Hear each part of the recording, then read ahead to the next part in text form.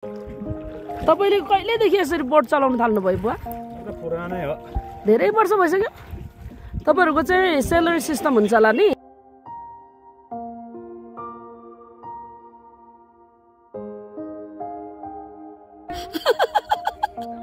डराउनु हुँदैन, हाम्रो बुवा हुनुहुन्छ यहाँ। मेरो बुढोमा हुँदैछ। उता ब्याक गर्नु। माछा पारे क्या हो त्यहाँ? माछा पारे उता बुवा? 360 घुमे मात्रै हो। अब डियुसी के डग भने अब त्यही त्यसैमा फकिँदैछ भाइ।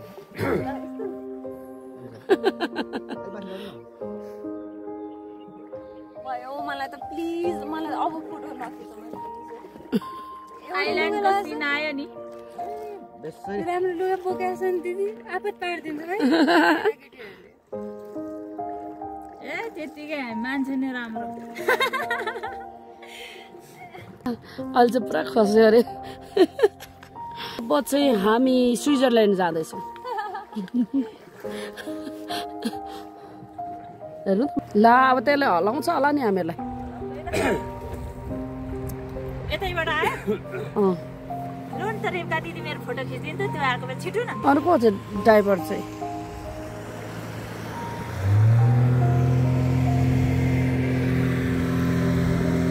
त्यही भन्नुपर्दाखेरि एकदमै रमाइलो भइरहेछ है।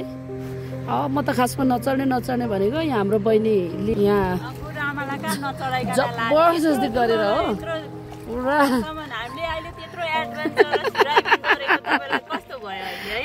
अघि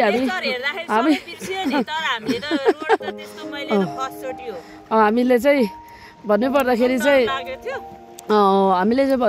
चाहिँ हिजो हामी आफ्टर फेलोसिप हामी आएको थियौँ यता हामी कुलेखानी। अनि कुलेखानीबाट चाहिँ हामी आइपुगेर चाहिँ जस खानासाना खाएर हामी बस्यौँ। अनि बिहानै उठ्दाखेरि चाहिँ पुरा पानी परिरहेको थियो होइन लीला बहिनी?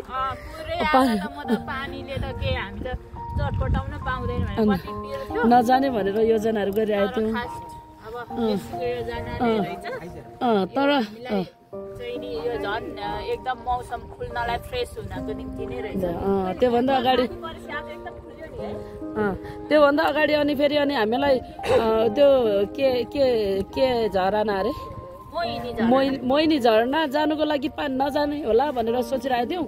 फेरि के अरे पानीमा गएको भिजेर बुवा। अनि पानीमा भिजेर गएको होइन, उतापट्टिबाट त 2 घन्टा लाग्यो हामीलाई गाडी बाइकमा। अनि फेरि उतापट्टिबाट फर्केर फेरि हामी कुलेखानी त्यो परको ड्याम हुन्छ नि, ड्यामबाट आउँदा त 1 घन्टा पनि लागेन हो। अनि त्यस पछाडि यो बोर्डिङ पनि चढ्न पायौँ, कति रमाइलो। मैले